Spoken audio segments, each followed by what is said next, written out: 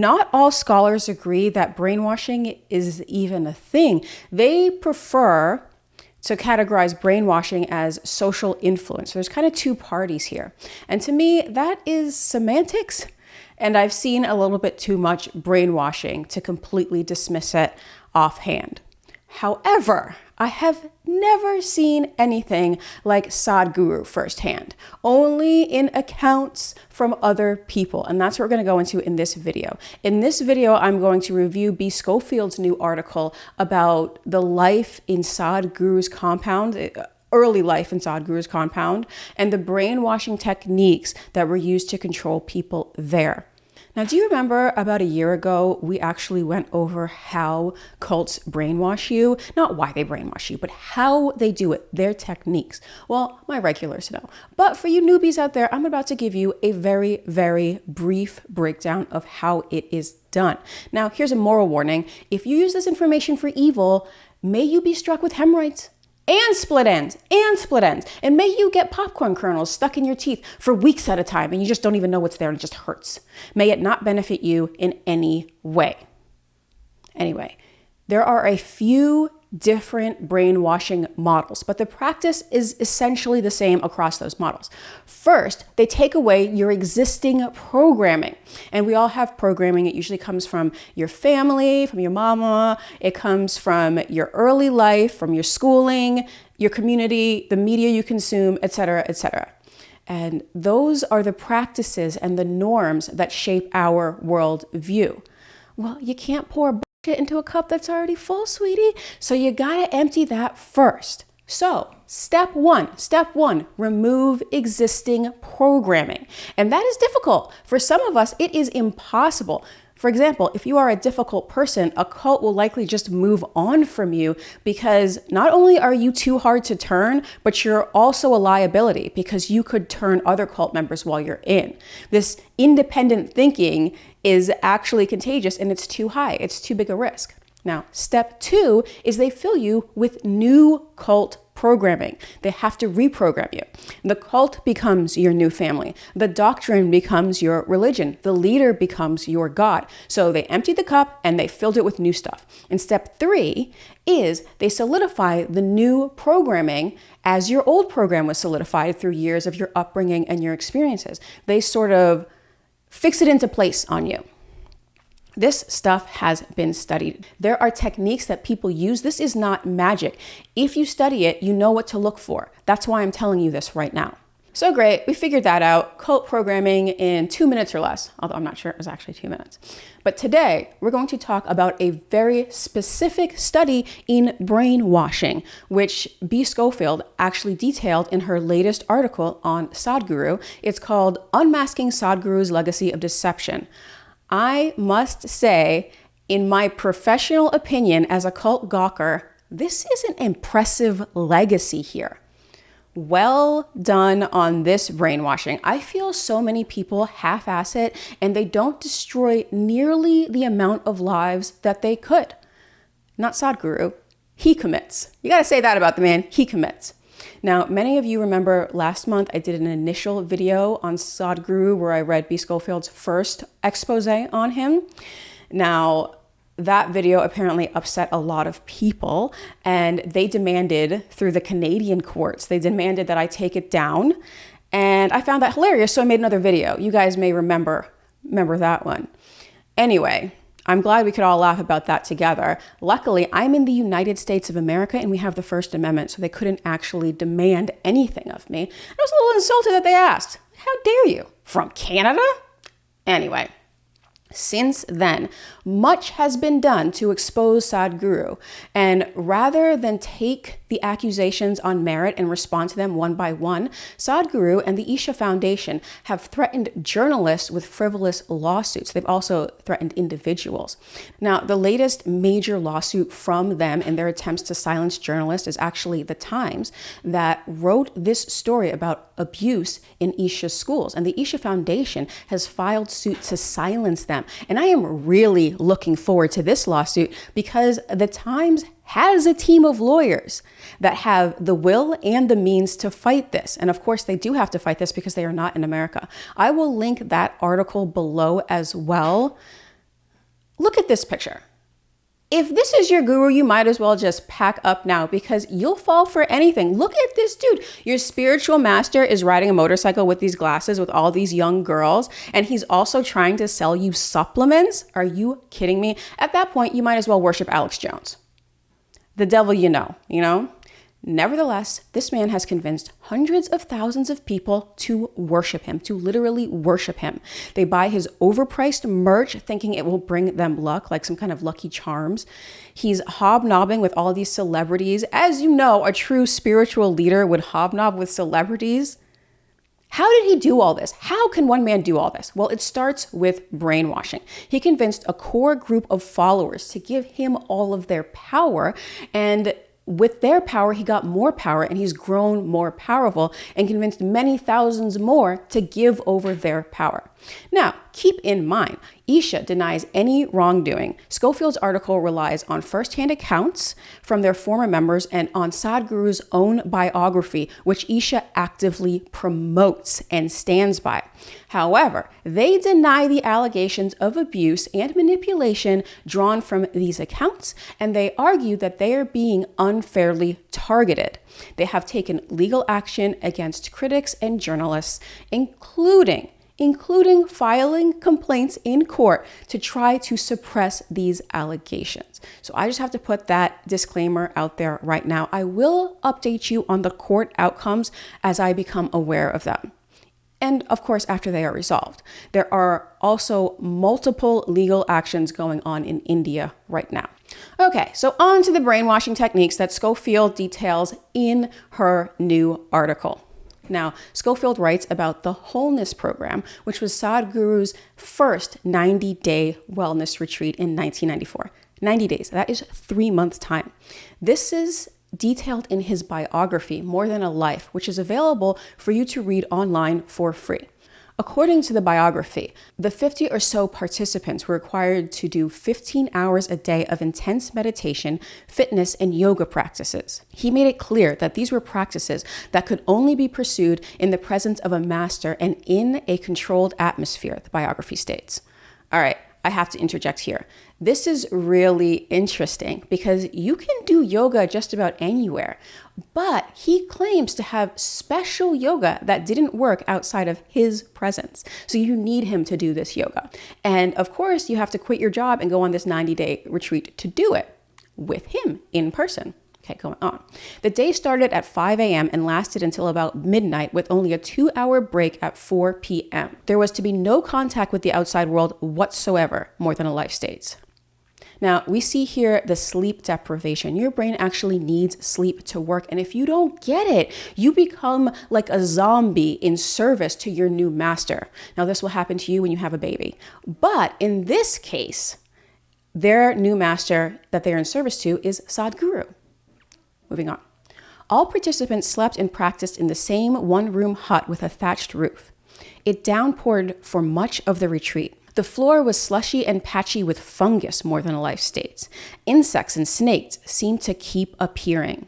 Intense winds blew through the structure, nearly ripping the roof off. The cheerless monotony of the diet, for one, began to slowly wear them down. They received gruel as their food, which was described as dreary. The beds were eaten up from the bottom by termites. The mix of sleep deprivation, intensive mystical states, and poor nutrition kept people in a trance-like state. The result was a highly charged spiritual atmosphere centered on one person, Sadhguru. Now, this sounds like a prison, which is another institution that is made for rehabilitation. The joy of living is stripped from these people, and their only highlight in life is Sadhguru, their master. At one point, Sadhguru demanded a lengthy period of silence while participants continued their intensive practices. The indefinite period of silence began to wear on participants' nerves, the biography states. It says a man named Suman remembered feeling bewildered and disoriented. Now, silence comes up a lot because, yes, it can help you clarify your thoughts if used properly, but silence can also be used as a means of control to silence you. You can't complain if you're silent, can you? You can't express your desires or your needs if you are silent.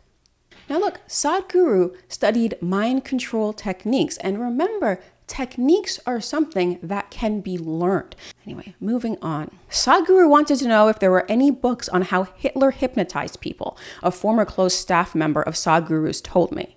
Hitler did a great job hypnotizing people. We should never repeat. Never repeat. Now, moving on, we learn more about Sadhguru's true self. He could be curt and wouldn't think twice about cutting you down to size in public. He described Sadhguru as having a totally different personality, saying he rarely came to see them. We suddenly saw him just the way he was, Kiran stated. This was the core. We realized with all the social niceties peeled away, raw, intense, molten. Okay, very interesting. Let's scroll down a little bit. His early life. As a schoolboy, he was preoccupied with death, visiting the local graveyard in the middle of the night frequently. He even once attempted suicide by downing an entire bottle of barbiturates, curious about what happens after death. He told the biographer that he had X-ray vision by the age of 5. His supernatural powers disappeared at the age of 15 and returned at the age of 25. If I look at a woman, I can dissect her, see kidney, liver, spleen, the insides if I want to, Sadhguru says in More Than a Life. I can also look at her for who she is right now. All right, calm down, Buffalo Bill. Jeez. Sadhguru has long claimed to have attained his spiritual wisdom through a mystical process, not from any books or teachers. I've neither read the Gita, nor the Vedas, nor the Upanishad, not even the Yoga Sutra, he has stated. I've never studied anything. I have never studied with anybody. But Sadhguru did read things like Osho's commentaries on the yogic texts, however. He also studied yoga with Rishi Prabhakar and went to group study sessions about Krishnamurti when he was young. He doesn't credit any of these influences in his teachings. Now, let's keep in mind, let's remember this. If you study the spiritual texts when you want to advance spiritually, why would you study a cult leader? Now, remember Osho? You remember that his people poisoned that whole town. That was Wild Wild Country, fantastic documentary. And also we remember from the first video I did about Rishi Prabhakar and how Sadhguru worked under him, but never gave him credit.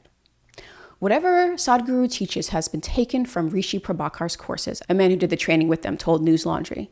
The same program content of Rishi Prabhakar is today printed in Jagi's so-called best-selling book, Inner Engineering for Well-Being, with some changes, says a former Isha yoga monk. There is nothing new under the sun. We talked about that before. However, the least you can do is credit your teachers. That's the least he could do. Say thank you. He didn't do that. So apparently it isn't the least you could do. The least you can do is nothing, which is what he did. Anyway, this article is very, very long, and there are plenty of great examples of mind control, or as we would call it in the West, narcissistic manipulation. I'm just doing highlights here and there. He entranced the suggestible participants with tales of past lives as a master teacher. He told him that Bharathi was a male disciple of his in a previous life and that he had imposed a certain dimension of energy on her. As a result, Bharathi was born with 2 pingalas, the solar or masculine dimension, the biography states. This ensured that her life remained uncluttered by emotional entanglement, enabling her to enter into the spiritual life with minimal impediment.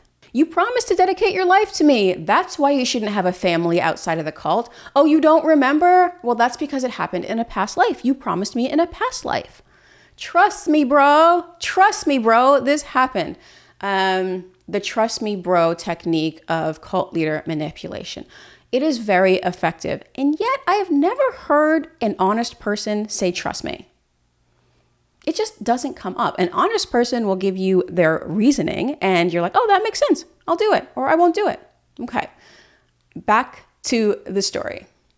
You have to remember that reincarnation is actually a part of Hindu tradition, of Indian culture. So that's why they may have been primed to believe in this, more so than we would believe in this. However, New Age has been here for a while, so I do have to say it that you're not obligated to do anything from a past life. You are under no obligation. If you owe someone a debt from a past life and they say, you owe me a debt from this past life, you respond with, well, you owe me $1,000 from that same past life, that same conversation. Came to me in a dream. Where's my $1,000? That's how you deal with this. If they won't pay up, maybe this was all nonsense. Moving on. More Than a Life describes how, after the first month of training, he went for a walk wearing track pants and returned in a white loincloth and turban. He said, "I am not your Jaggi anymore," he said quietly. "I am Sadhguru." Do I even need to say anything to this? He had a wardrobe change. It happens in theater all the time. Life is but a stage, and cults are definitely but a stage. One of the things Sadhguru revealed to his students during the Wholeness program was his mysterious past lives. Unwilling to acknowledge Rishi Prabhakar as his guru, he came up with a guru in a past life and a fanciful tale of being chosen to fulfill an ancient prophecy to become the perfect world teacher. Now, in this story that you may or may not read, this article, you will see that he has had many past lives, but this one here is my favorite. He, Sadhguru, in a former past life, faced social opposition, however, and he temporarily inhabited the body of a man named Balayogi Sadananda from Vajreshwari. In those days, I spent a lot of time traveling in my car, so I put that picture there to remind myself not to get angry, Sadhguru said of a photo of Balayogi Sadananda. The problem, however, is that the photo in his car is of a Balayogi Sadananda from Vajreshwari that is still alive today. He was born in 1957. So he is showing people this picture of this dude that he claims was from his past life, but this guy is still alive. He's like right around the corner. You can look him up. You can call him through the yellow pages. But he was saying this before they had Google image search.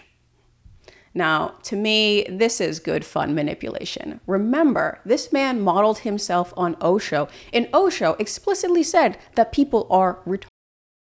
That is pretty funny. I have to give him that. But this next part is actually very sinister. Remember the controversy surrounding Sadhguru's wife's death, his wife Viji? We covered it in the first video. She is said to have died during meditation and that she wanted to attain enlightenment. However, her parents don't think so.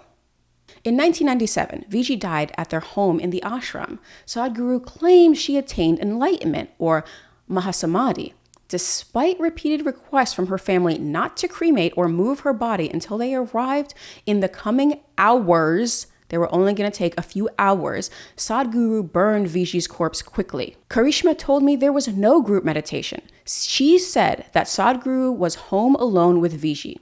Karishma arrived at the scene later that evening and saw Viji lying there dead. She said there was a sheet with vomit as well, and they had cleaned the place, one witness had told Karishma. Karishma said that Sadhguru and his close members fabricated a story that Viji had been in a group meditation where she died. This is what we are going to say, so there won't be any problems, she told me, they said. Say we were all meditating, and that's how she died. The first version was told to the police officers 8 months later, which is found in the police report. He spoke with followers and they told him 13 people had been meditating with Viji. Sadhguru and Isha have now embellished this claim, stating that hundreds of people were present when Viji died. Sadhguru claims Viji had been obsessed with dying through enlightenment, or Mahasamadhi, ever since they visited a seclusive guru named Swami Nirmalananda. Now, the problem for Sadhguru's story is that this seclusive guru died through fasting, not Mahasamadhi. He fasted himself to death. He starved. The only person saying that this man died this way is Sadhguru, and it also happens to motivate the story behind his wife's death. Karishma told me Viji stated that Sadhguru had prompted her to mention Mahasamadhi several times in the past before her death. Mahasamadhi was entirely Sadhguru's idea, something he had impressed upon her. Now, apparently, it is acceptable in India to cremate your wife's body. Let me just point out, there is not a town or a state in the United States where you can say that your wife died of meditation and then burn her body before the police arrive and not be sent to prison. There is not one single place in this country. Now, somehow this story has been going around for 30 years, and people, including people in the United States and in Europe, follow this man without an ounce of critical thinking. Wow. Just wow. Now, this article is very long, but I will end this with this one bizarre ritual that Schofield details. Now, Sadhguru claimed that the Dhyana Linga would have 7 chakras infused within it, a rare accomplishment. They had to lock in each chakra into the 13-foot tall granite ellipsoid. Instead of meditating to energize the throat chakra, or Vishuddhi, Sadhguru used the spirit of a deceased yogi. He was a disembodied being looking for dissolution, Sadhguru said. We used a coconut in a certain way to trap this being and do what we had to do. He was being willingly trapped, not unwillingly. Once he realized how he was going to be used, he was more than willing. So we actually trapped this yogi, made him into pure energy, and put him in the Vishuddhi chakra. He became part of the Dhyana Linga. Sadhguru destroyed his individuality and merged him with the Dhyana Linga. Using a coconut to trap a ghost and transfer it into an ellipsoid structure may seem bizarre to the average reader. It may, but it happened more than once. Rajesh, the former monk, told me Sadhguru also trapped a female monk's soul in coconuts after she died. We were burying the coconuts around the ashram at midnight, he told me. He stated that Sadhguru persuaded the monks that burial could result in negative consequences for their souls. The monks had to sign documents saying that when we died, the ashram gets our body, Rajesh said. He told me that Sadhguru said their energies would merge with the ashram upon cremation or a similar occurrence. So he has people signing these contracts to give him their soul after death. Now that is morbid and it is strange. And if you do believe in an afterlife, I wonder how this would affect it, if at all. Does this mean they don't get reincarnated? Their energy goes to the ashram? I'm really not going into it right now. I'm just thinking, I'm linking this at the bottom and you can read it for yourself. You can read about the pictures you can buy of Sadhguru's feet, about the various creams and supplements and jewels and icons that you can get from his online store. Yes, he has all of these things. About his celebrity talk show, and much, much more. The article is very in-depth. Let me know what you think about this article. This, by the way, is an extreme form of brainwashing. This strict 90 days of control, you can get most people to believe anything in that amount of time. It's not something that most of us will ever actually see firsthand or that we can relate to, thank God.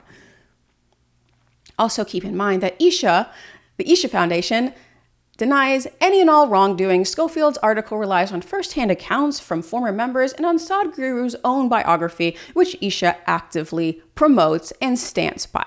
However, they deny the allegations of abuse and manipulation drawn from these accounts, and they argue that they are being unfairly targeted. Thank you, and I will see you next week.